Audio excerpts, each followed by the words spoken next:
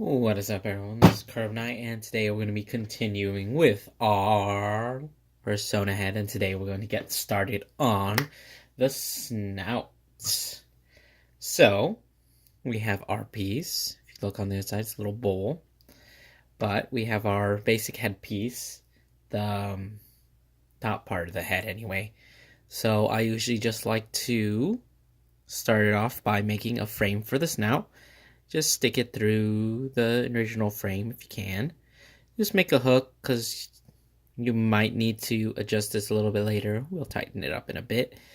Usually the snout, I have a knack for making them too long, so I'm going to make it a little bit shorter. Usually it's about 5 centimeters or 2 inches, which is about roughly the same size as the head, interestingly enough, but I think I'm going to make it a little bit smaller to compensate for my inability to make it come out right. So we're just going to, I'm sorry if I'm going too ahead. I'm going to measure about 2 inches, a little bit less, stick it off, and then we're going to make a right angle there. And then we're just going to pull it back in. Typically, since we already have this snout part that I made earlier, we don't have to measure too much here. But if you want the measurement, it's about 3 centimeters or about an inch. And anyways, we're just going to put this in there.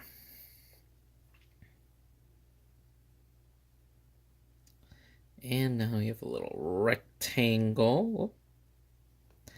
Let's tie that back. So now we have a little rectangle that is going to be our snout. So I'm just going to take a couple of seconds and I'm going to go ahead and fill this in real quick.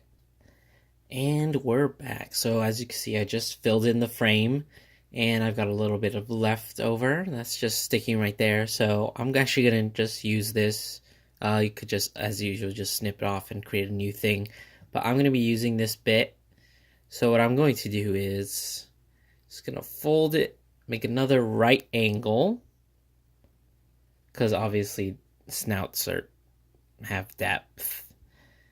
And this is going to be about 1.5 centimeters or about half an inch. And I'm just going to do that, and we're going to pull this up and tie it onto the other corner of the frame. Just a hook.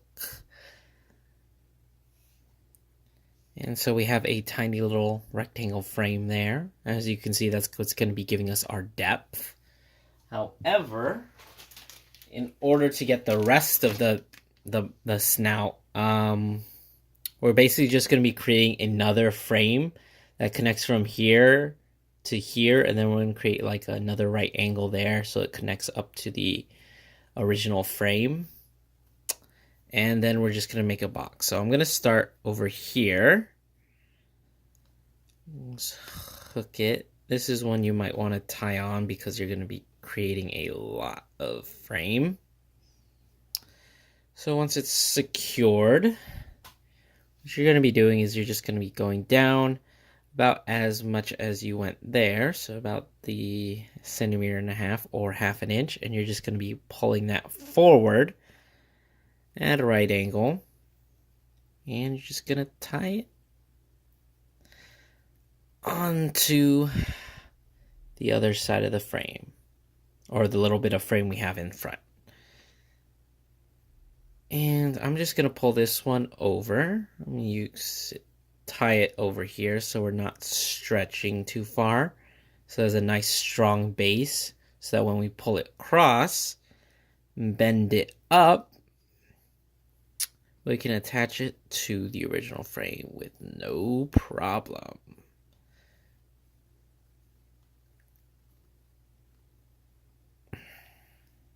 Let's snip that off.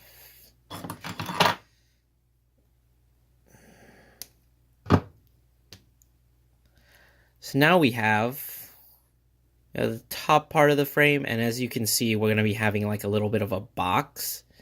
And there's just going to be an empty place. We're going to go ahead and fill these parts in, and that's going to give us our foundation for the snout so that it has more depth than just being just completely flat or just like this piece.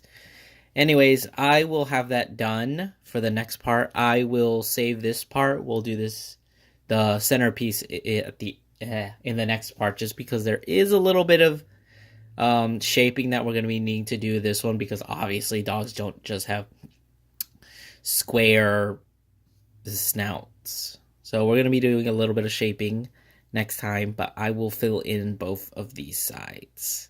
And I will see you in the next part.